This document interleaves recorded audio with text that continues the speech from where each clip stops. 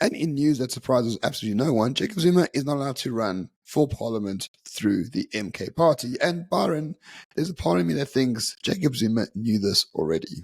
Familiarize ourselves with the actual facts. There's a reason he can't run for parliament, or should we say the president. That's because he's already served 2 terms. We actually have a 2-term constitutional limit in South Africa.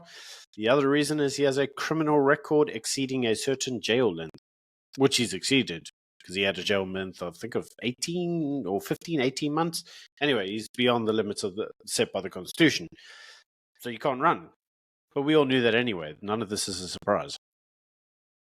It is not a surprise at all, but MK has been remarkably, should I say, quiet on this, because they said they're going to appeal this decision by the IEC, which bans Zuma from running to become an MP or something like that. And today, well, by the time you watched this, yesterday was the end date, or whatever you call it, for the appeal process. And of course, they're not going to win because the rules are very clear, and Jacob Zuma has breached those rules. What I'm surprised about is MK did say that they would, cause, havoc and set the country on fire if Zuma's not on the ballot or not in parliament. But it has been rather subdued. I don't know. Maybe Easter weekend was just very quiet for MK. Yeah, so to be exactly clear what they actually said, so this was actually Mr. Reddy. Yeah, you can't make this up. And he's out of Chatsworth. And if you know where Chatsworth is, it's a Gupta type territory. So that comes as no surprise. Anyway, he's a leader of the MK party. Nice to see that they don't really change anything. Still captured by the Guptas. Anyway, his exact words were, "We are sending a loud and clear message that these courts are sometimes captured. If they stop the MK party, there will be anarchy in this government. There will be riots like we've never seen before. There will be no election. No South African will go to the polls if the MK party is not on the ballot." Anyway, that's what they said. Well, would you know it? Something strange happened. He got arrested for breaching the Riotous Assemblies Act of 1956. Remember the one Julia says shouldn't apply because it's apartheid law? Yeah, they're using it now because he threatened to riot. And the exact phrase that he used was riots like you never seen before. That's what he's been charged with. And the reason for that is they're worried about a repeat of the Durban riots. I mean, Durban, mostly peaceful protests. You know the one. Yeah, the KZN, mostly peaceful protests from 2021. But, I mean, all of this seems to be very cynical because we know Jacob Zuma was found guilty for contempt of court. He was sentenced to 15 months in prison. He was given medical parole by Cyril Ramaphosa. And of course, the rules say if you receive a sentence over 12 months, you can't be MP and you can't contest the elections. The IEC said Zuma can be on the posters. He can campaign for MK, but he can't go to parliament and he can't have an official position in the state. Zuma knew this. MK knew this. Everyone knew it. So what now? What does it mean for MK if Jacob Zuma cannot be on the ballot or cannot be on the parliamentary list? Does this hurt MK greatly or not really? What do you think? It does hurt MK a lot because the MK party is basically the Zuma party, right? I mean, they registered themselves and even the ANC didn't give a damn about it because who the hell were they? Some stupid MK party. Jacob Zuma comes in the phrase. He's a rock star. He's a rock star of KZN, regardless of what you think about his corruption career. It's immaterial. He's still a rock star when it comes through to a core, hardcore Zulu nationalist type vote.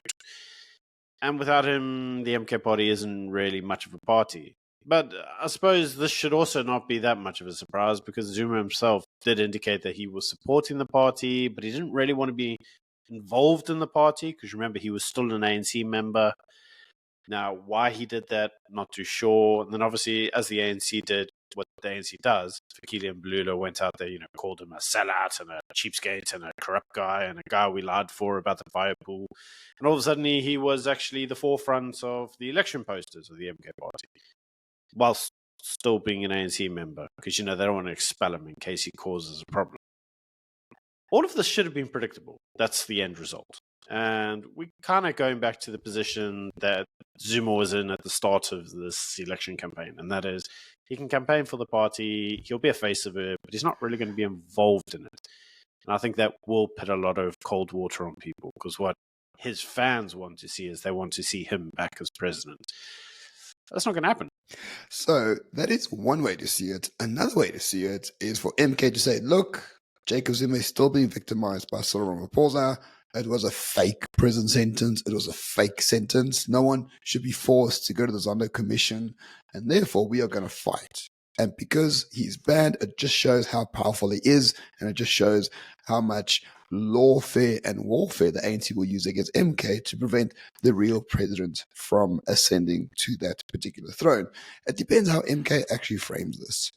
If I was MK, I would make this the priority policy. It's like, look, Zuma is such a threat, they're using everything against him. They're throwing the book at him and more. Very similar to what Donald Trump is going through in America, except those charges are bullshit compared to this one. But for now, MK has been subdued. That could change in the next few days.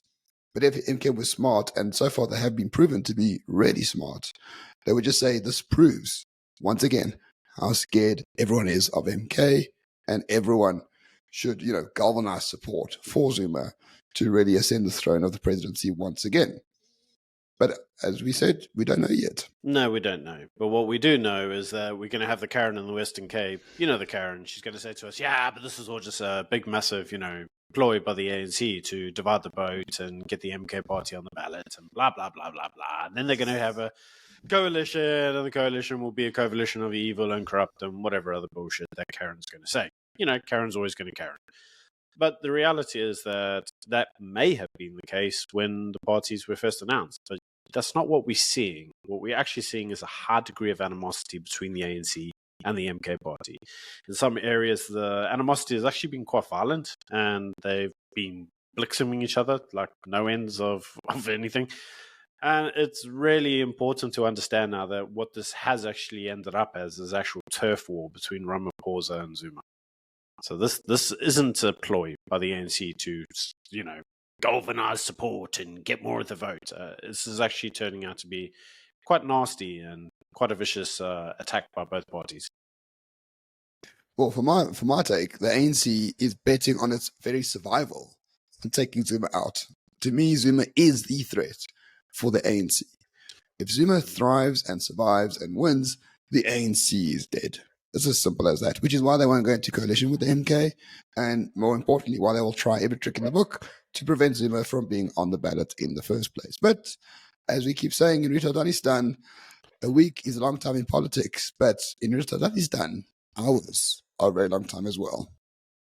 Yeah, very much so. And for those of you who are then worried that what this does is it opens up the ploy for the EFF, no, not really, because the EFF has indicated that it is more interested in MK than it is the ANC. So I should remember, if you're going to kind of create sides, you're going to side with those guys, my enemies, you're probably going to be my enemy too. So this is shaping up to be a rather interesting election. The great Mexican standoff election of 2024. Can't wait for it to be over. But of course, for everything leading up to it, stay subscribed to Morning Shot. Cheers.